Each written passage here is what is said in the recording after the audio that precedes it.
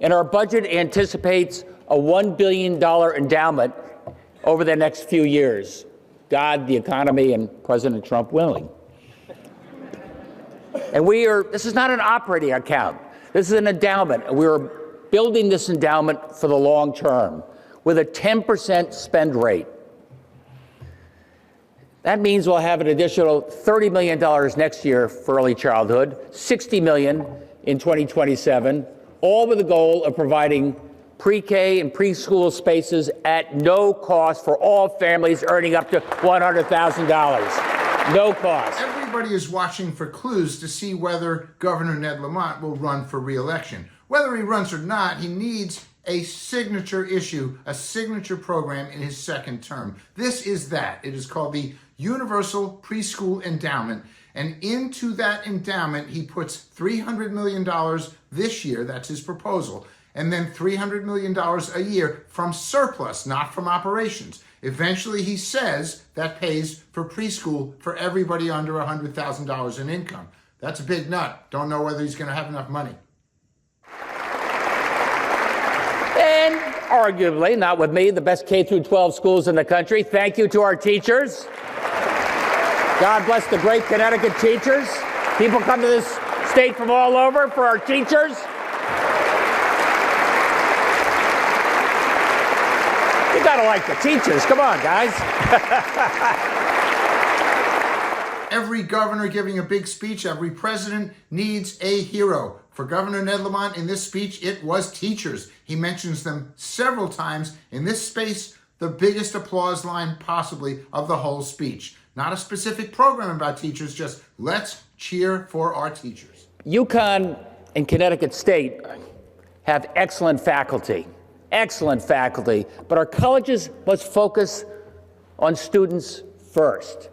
And the importance of higher ed does not exempt our universities from making sure that taxpayers and students are getting the very best value.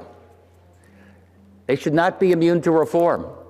And Connecticut State, in particular, must reimagine how we train our students and our workforce for the 21st century. This is a tough spot in the speech for the governor. He knows he has to shout out UConn and the state university system, but he also knows he's going to have a big fight on his hand because they're losing federal pandemic aid that he's not replacing. And so he tells them in relatively tough language, toughest of the speech, you've got to do a better job of controlling costs. He's especially aiming at the state university system. College or not, we need you here. It'll make it easier for you to stay here. I say that to nurses and dental hygienists and therapists and electricians and plumbers and HVAC and sheet metal workers and teachers. We're eliminating all your licensing fees. Eliminating them. It's another reason to start your career in Connecticut. Another reason to stay in Connecticut. The governor knows that Democrats need to reconnect with working people by dropping fees for 178,000 different people in different professions. He knows that at this point in the speech, he can name them, and that's what he's doing zealously. Teachers, nurses, HVAC, plumbers, electricians, the whole lot. Great moment for him. But not quite as confident about the ongoing rebuild as I was before. Every day we get another curveball from Washington. Last week, the Federal Department of Transportation circulated a memo notifying us that road and bridge grant making will be subject to some revised economic principles. I read that carefully. Preference would be given to communities where marriage and birth rates are higher than the national average. Okay. We're a little lower than the national average. So, my children, hurry up, get married, go forth and procreate, and you may get a bridge in your hometown. And this one really got me. Preference will be given to states which implement user pay models.